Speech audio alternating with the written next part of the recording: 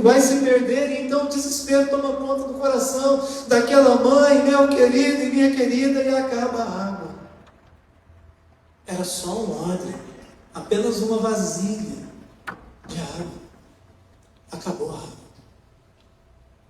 Eles caminham até quando podem, meu irmão e minha irmã, até que já não tem mais para onde ir. Quantas vezes, meus queridos e minhas queridas, nós enfrentamos crises financeiras? Quantas vezes nós enfrentamos crises familiares, rupturas de relacionamentos, ansiedade, depressão? Quantas vezes nós confiamos nos odres que as pessoas que nos cercam oferecem para nós? E sim, há muitas pessoas que oferecem muitas coisas para mim e para você ao longo da nossa vida, e com a boa intenção de nos ajudar, mas, meus irmãos e minhas irmãs, o que nós precisamos aprender é que estas ofertas que as pessoas colocam diante de nós, e que aparentemente tragam ou trazem momentaneamente solução, na verdade elas são paliativas, elas não resolverão aquilo que eu e você precisamos, porque o socorro humano é finito. Abraão poderia ter preparado dezenas de odres, ele poderia ter preparado uma dezena de carroças cheias de comida, mas em algum momento aquilo ia acabar. E exatamente quando acabou a água, quando acabou o alimento, Agar e seu filho Ismael estavam num lugar difícil, num lugar, enfim, de muita angústia e de aflição. E nós sabemos, meus irmãos e minhas irmãs, quando o odre fica vazio, quando a água acaba, quando o desespero se instala, nós não conseguimos enxergar as saídas e as soluções que estão ao nosso redor. Nessa noite o Senhor está dizendo para mim e para você: não coloque a sua esperança, a sua expectativa nas pessoas. Jeremias capítulo 17, versículo 9 diz que o coração humano é enganoso e desesperadamente corrupto. Meu irmão e minha irmã, sim, inevitavelmente tudo aquilo que alguém um dia entregar para você vai acabar. A água dos odres que alguém oferecer para você vai acabar, vai secar. E não é porque as pessoas são ruins ou porque querem o teu mal, não é isso. Exatamente não é isso. É porque o socorro humano é finito, vai acabar em algum momento. E quando acabar o socorro humano, meu irmão e minha irmã, nós estaremos assentados debaixo de um arbusto, no meio do deserto, e distanciados de toda a realidade que nós amamos, de toda a realidade que nós tanto ansiamos. Porque não foi isso que aconteceu com Agar? Ela fala: senta aqui, filho. E diz o texto que ela fica a um tiro de uma flecha, talvez entre 80 e 105 metros. Ela não estava tão longe, mas ela se distancia. Ela coloca o menino num lugar de aparente livramento, porque tinha um pouco de sombra, e ela então se distancia do filho e olha de longe para o filho. Vai morrer. Nós vamos morrer aqui. Vai acabar, a nossa vida vai acabar. E essa é um dos sintomas dos traumas. Quando nós estamos traumatizados com alguma coisa, a primeira atitude que nós temos é de distanciamento. Nos distanciamos das pessoas que nós amamos, nos distanciamos dos sonhos que nós projetamos, nos distanciamos da realidade que nos cerca, porque, veja bem, uma mulher que andava no deserto e tinha um pequeno arbusto, ela distancia-se de tudo que poderia ser a razão de vida dela, como o filho e aquela sombra. Ela se distancia e começa a aguardar pela morte. O trauma grita na alma, a aflição emocional, a exaustão, ela leva a chorar. Ela chora, ela ora, ela grita, ela pede. Quantas vezes, meus amados e minhas amadas, nós observamos ao nosso redor a nossa família morrendo por falta de diálogo, por falta de perdão, por falta de carinho, por falta de compreensão. Quantas vezes nós observamos e nos distanciamos das pessoas que às vezes estão morrendo ao nosso redor por conta de vícios. Eu repito, muitas pessoas aflitas e morrendo emocionalmente por problemas financeiros, por situações de saúde, não é? Eu não sei se já aconteceu com você, mas quando a gente pega o resultado de um exame e você corre lá para olhar os exames e fala assim: meu Deus, o que vai ser da minha vida? Quando a gente pega a pessoa lê o resultado lá de um exame e fala assim: carcinoma. Parece uma sentença de morte, não é? Ou, vou mudar um pouco dessa questão de saúde, quando alguém da empresa chama lá no RH, você já sabe o que vai acontecer. São várias e várias situações, meus irmãos e minhas irmãs, e nós vamos nos distanciando. Não é falta de amor, gente. É paralisia gerada pelo amor. Agar nunca deixou de amar o filho, mas ela o amava tanto que se recusou a vê-lo morrer de fome e de sede no deserto. Ela dizia assim: antes eu morrer muito longe dele, e que ele chore a minha morte, do que eu vendo que ele morra da forma como ele vai morrer, porque nesse lugar aqui não tem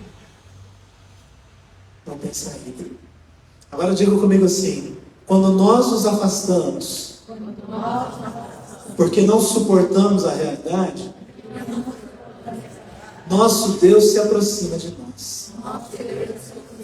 Fala para quem está do seu lado: seu Deus, fala, o seu Deus se aproxima de você hoje.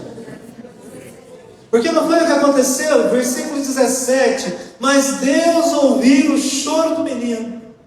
Eu confesso que quando eu comecei a estudar esse texto, eu falei: mas Deus, a mãe chora, a mãe sofre, o Senhor ouve o choro do menino? Como assim, Deus? Como é que é isso, Deus? Sim, Deus ouviu o choro do menino, porque ele não era um menino, veja bem. Você consegue imaginar um adolescente de 14 anos chorando? Imagina que desespero que também não foi desse rapaz. Ele era um rapazinho já formado. Ele também estava desesperado. Deus ouviu o choro do menino, mas ele falou com a mãe. Ele ouviu o choro do menino, é verdade. Mas a palavra de vitória, Deus se aproximou primeiro da mãe aflita do deserto. Sim, quando nós nos afastamos, quando nós nos distanciamos pela dor que nós sofremos, nosso Deus se aproxima de nós. O que chama a atenção nesse texto, entre tantas e tantas coisas, foi: eu não vi aqui a Agar jejuando 21 dias para receber a bênção. Tem jejum de 21 dias aqui? Não tem aquela oração. O texto diz assim: e Ismael orou com toda a fé. Não, o texto diz que Deus ouviu o choro do menino. Você está vendo como Deus não precisa de regras para agir? E que a gente às vezes cria uma série de situações, não é? Nós, seres humanos, gostamos assim de elaborar muitas coisas. Deus não precisa de nenhuma estratégia humana. Deus precisa de corações aflitos, sinceros e quebrantados. Se você clamar ao Senhor na sua dor, Ele vai se aproximar de você, amém, igreja? No meio das aflições da vida, ao invés de buscar o socorro humano, os odres humanos, as soluções humanas, busque em Deus a resposta que você precisa, amém, igreja?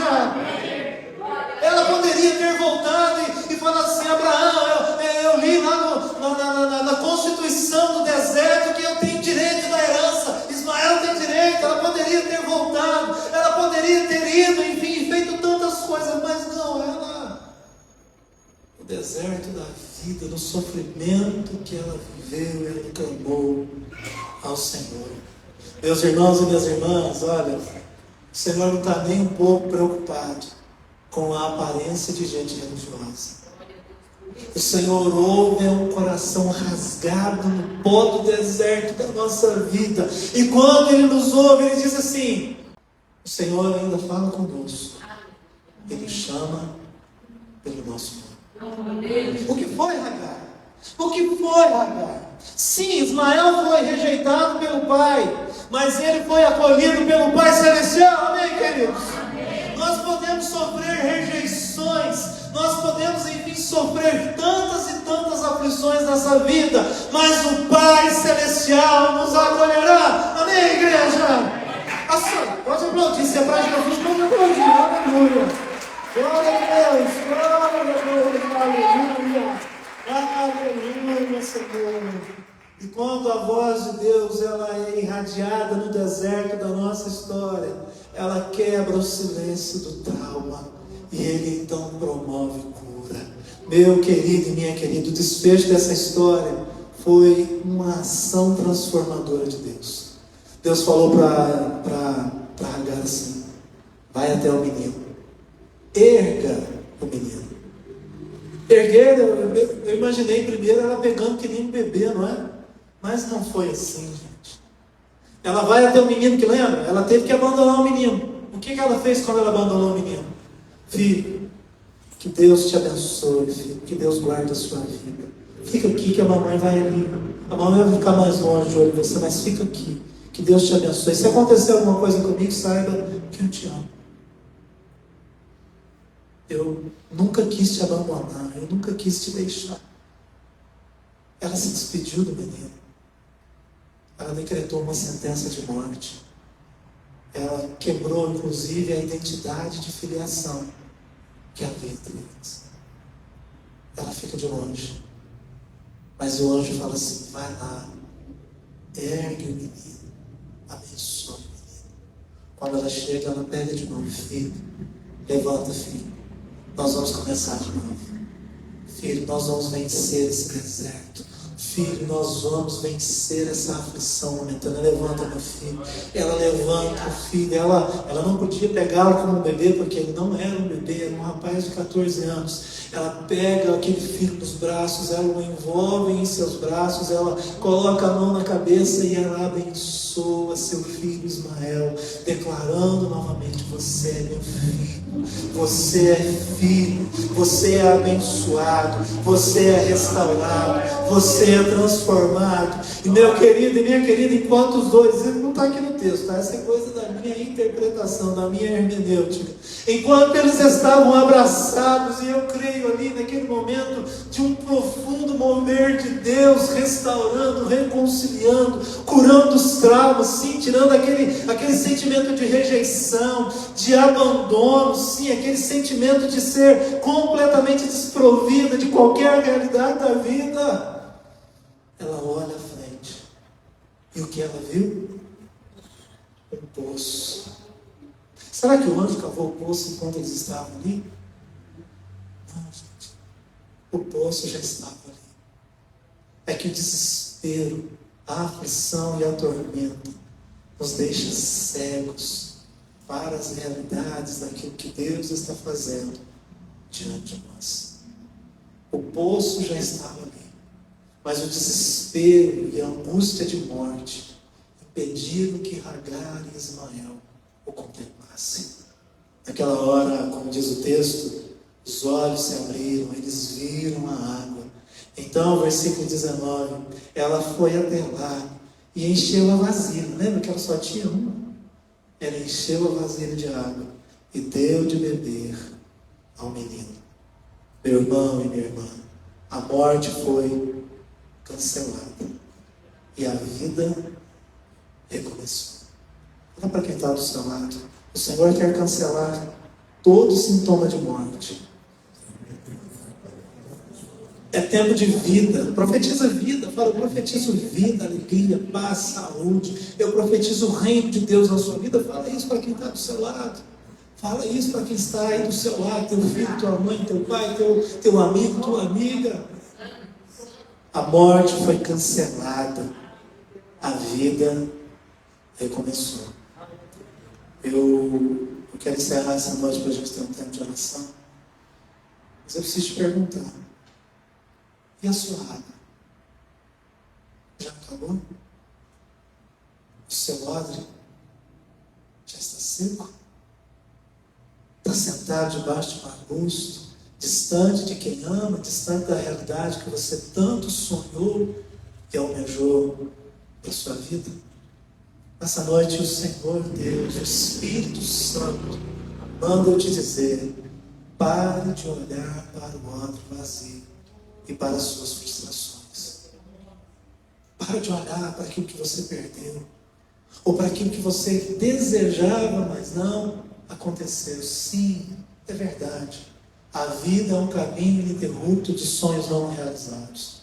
Mas também é um caminho, sim, ininterrupto de encontro, de reencontro com a graça de um Deus que age em todas as ocasiões e em todas as circunstâncias da nossa vida e da nossa história. Pare de chorar por aquilo que as pessoas não te deram. O Senhor está ouvindo o choro da sua alma hoje. O Senhor está ouvindo o choro do seu filho, da sua filha. O choro da aflição, daquilo que flui do seu interior, clamando pelo milagre, pela cura, pelo livramento. O Senhor está te perguntando: filho, está chorando por quê? Por que choras? Meu filho, minha filha, por que você chora? De vez em quando a gente chora pelas coisas que nós fizemos no passado, não? A gente às vezes fala assim: meu Deus, por que eu fiz tal coisa, vivi tal coisa e hoje isso não acontece? Deus, por que meu casamento, que era assim, hoje? Por que os meus filhos, minhas filhas? Deus, por que eu não consigo prosperar no meu local de trabalho? A igreja não. Por que a igreja não avança? O que acontece? O que está faltando, Pai? O que falta, Jesus? E a gente fica chorando pelo outro vazio. E quando a gente chora pelo outro vazio, a gente não consegue enxergar a fonte de água viva que está bem diante de nós, para dessedentar a nossa sede existencial, emocional e espiritual. Mas nessa noite o Senhor te pergunta: está chorando por quê? Está chorando por quê? Meu querido e minha querida, o que Deus tem é muito maior. O que Ele pode fazer na sua vida é muito melhor. Nem olhos viram, promessa. Nem olhos viram, nem ouvidos ouviram, nem jamais penetrou no coração humano aquilo que Deus tem preparado para aqueles que o amam. Amém, queridos?